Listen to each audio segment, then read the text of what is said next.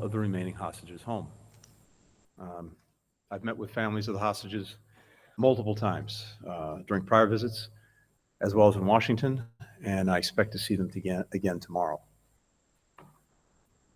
The sheer agony, not knowing the fate of your loved one, it's almost unimaginable. And I know that that pain is almost unbearable. So we have been intensely focused from day one on getting the hostages, all the hostages, back with their families where they belong. And we will keep that focus until we get them back. We had an opportunity today to discuss with the Israeli government the response that Hamas sent last night to the proposal that the United States, Qatar, and Egypt had put together to bring the remaining hostages home and extend the humanitarian pause. What I can tell you about these discussions is that while there are some clear non-starters in Hamas's response, we do think it creates space for agreement to be reached. And we will work at that relentlessly until we get there. We had extensive discussions with the Prime Minister and national security leaders on the status of the military campaign to defeat Hamas and on the progress toward achieving the fundamental objective of ensuring that October 7th never happens again. At the same time, we're continuing to work closely with Israel and Lebanon on diplomatic efforts to de-escalate tensions on Israel's northern border so that families can return to their homes, both in northern Israel and in southern Lebanon, and live in peace and security.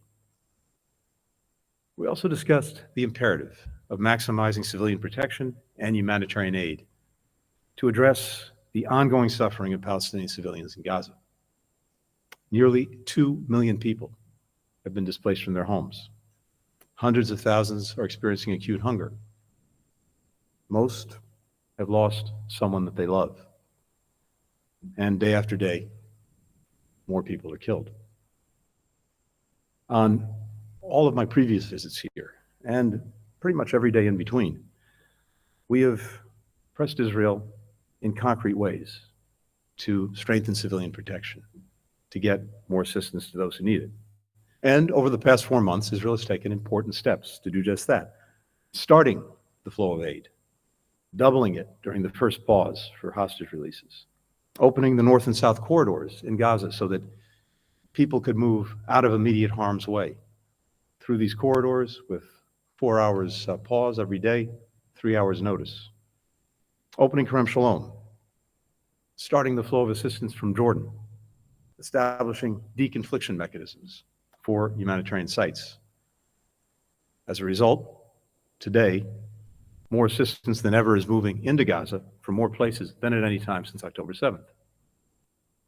As the largest donor of humanitarian aid to the Palestinians, the United States has helped provide much of that assistance, including funding 90,000 metric tons of flour delivered from Ashdod port.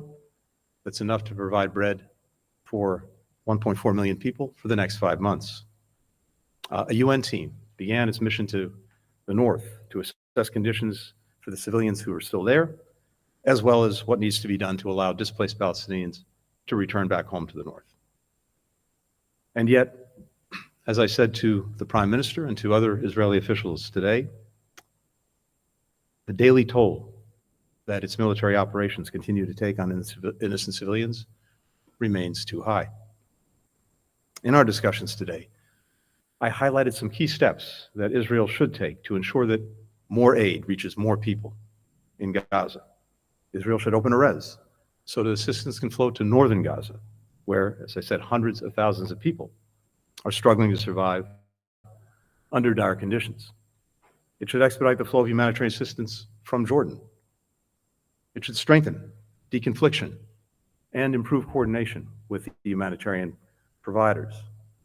And Israel must ensure that the delivery of life-saving assistance to Gaza is not blocked for any reason by anyone. We urge Israel to do more to help civilians, knowing full well that it faces an enemy that would never hold itself to those standards, an enemy that cynically embeds itself among men, women, and children, and fires rockets from hospitals, from schools, from mosques, from residential buildings. An enemy whose leaders surround themselves with hostages. An enemy that has declared publicly its goal to kill as many innocent civilians as it can, simply because they're Jews, and to wipe Israel off the map. That's why we've made clear that Israel is fully justified in confronting Hamas and other terrorist organizations. And that's why the United States has done more than any other country to support Israel's right to ensure that October 7th never happens again. Israelis were dehumanized in the most horrific way on October 7th. The hostages have been dehumanized every day since. But that cannot be a license to dehumanize others. The overwhelming majority of people in Gaza had nothing to do with the attacks of October 7th. And the families in Gaza whose survival depends on deliveries of aid from Israel are just like our families. Their mothers and fathers, sons and daughters, want to earn a decent living, send their kids to school, have a normal life. That's who they are. That's what they want. And we must not lose sight of that. We must not lose sight of our common humanity. We remain determined as well to pursue a diplomatic path to a just and lasting peace and security for all in the region, and notably for Israel. And that diplomatic path continues to come into ever sharper focus as I travel throughout the region and talk to all of our friends and partners. An Israel that's fully integrated into the region with normal relations with key countries, including Saudi Arabia, with firm guarantees for its security, alongside a concrete, time-bound, irreversible path to a Palestinian state living side by side in peace and security with Israel, with the necessary security assurances. Over the course of this trip, we discussed both the substance and sequence of steps that all would need to take to make this path real. That includes steps by the Palestinian Authority to reform and revitalize itself. And I reaffirmed the imperative of those steps in my meeting today with President Abbas. Chief among them, improving governance, increasing accountability to the Palestinian people, reforms that the Palestinian Authority is committed to make in a recently announced reform package, and that we urge it to implement swiftly.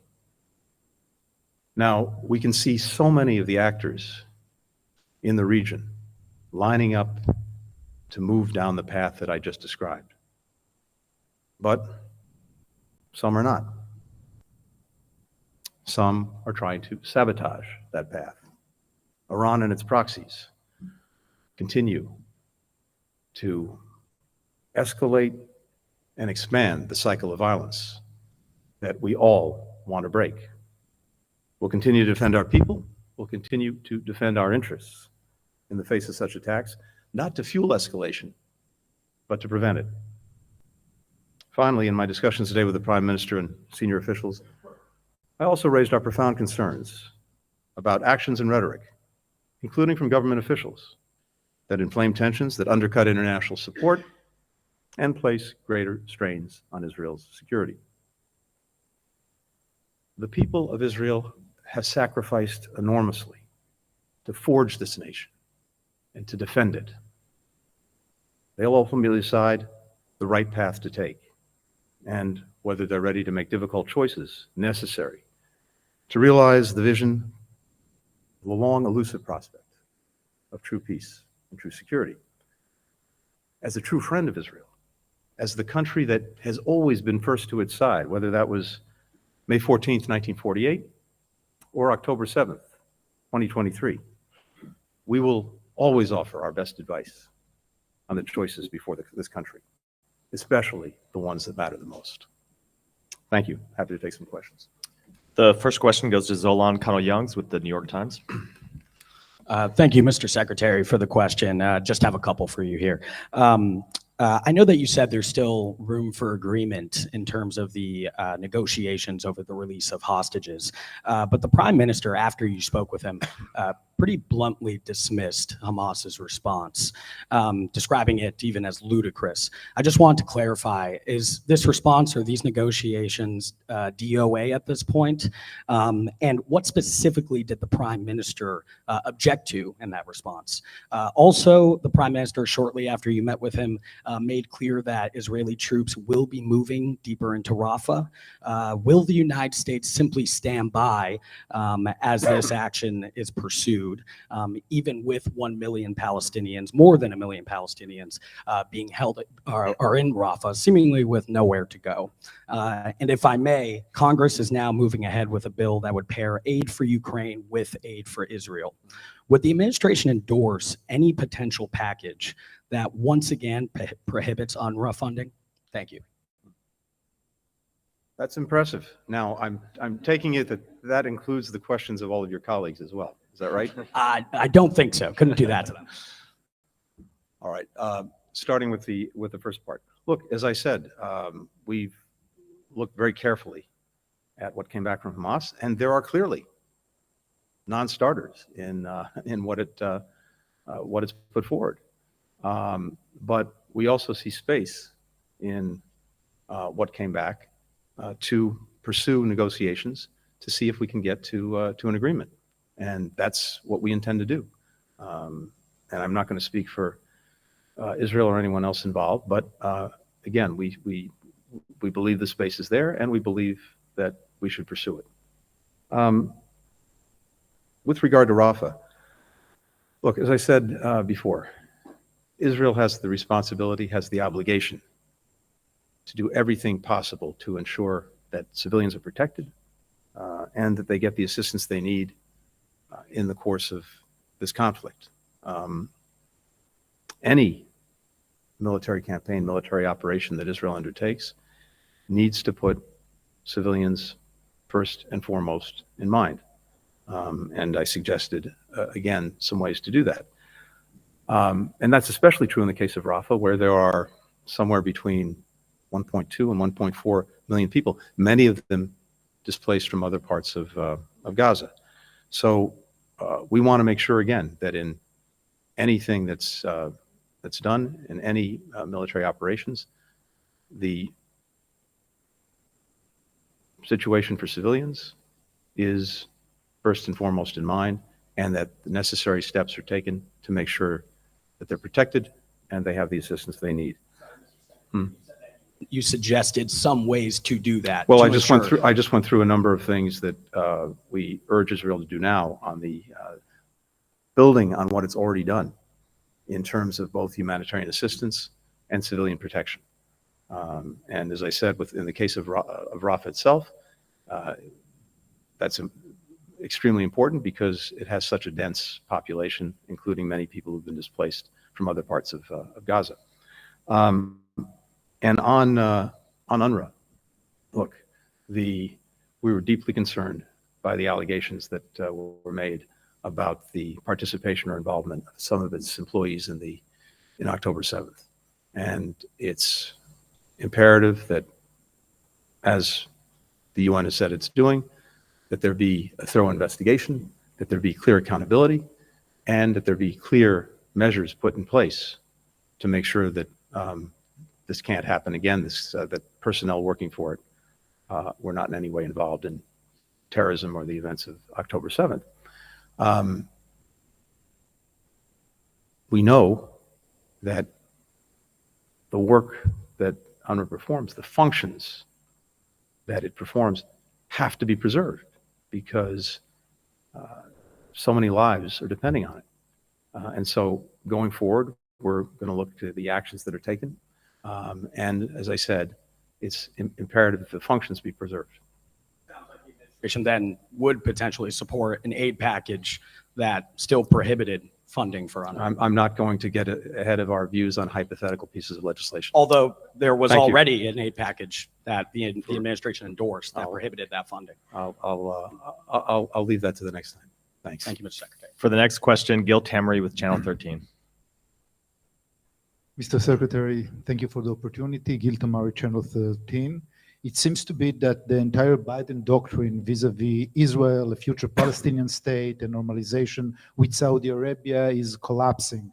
Netanyahu says no with capital N to any form of a Palestinian state. Saudi Arabia says a normalization with Israel will only be considered after an independent Palestinian state is formed in the 1967 borders, which is Jerusalem as its capital. So how does the US intend to break this deadlock? And secondly, regarding the hostage deal, after we listen tonight to Prime Minister Netanyahu that says that Hamas's demands are delusional, how do you find the space, as you mentioned, for negotiation? And do you feel that Netanyahu is exhausting every possible option to bring back the Israeli citizens kidnapped and held hostage by Hamas? Or again, Israeli politics is intervening? And lastly, why did you cancel your visit tomorrow to Kerem Shalom? So this is good. I think we have a trend going of at least 3 questions per question. Last question first. There was no planned visit to Kerem Shalom, so there was nothing to cancel. One of the things we want to make sure, as well as I said, is that assistance be able to move smoothly and sustainably, but there was nothing to cancel. Second, I guess I'll go in reverse order. On the hostage agreement, again, I can only repeat myself. Clearly, there are things that Hamas sent back that are absolute non-starters, and I assume that's what the Prime Minister was referring to, but I don't want to speak for him. But at the same time, we see in what was sent back space to continue to pursue an agreement. And these things are always negotiations. It's not flipping a light switch. It's not yes or no. There's invariably back and forth.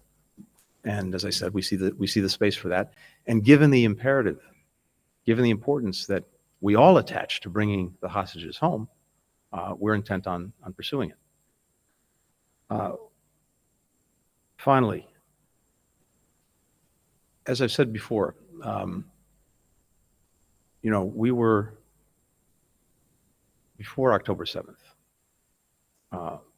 pursuing the possibility of normalization between Israel and Saudi Arabia.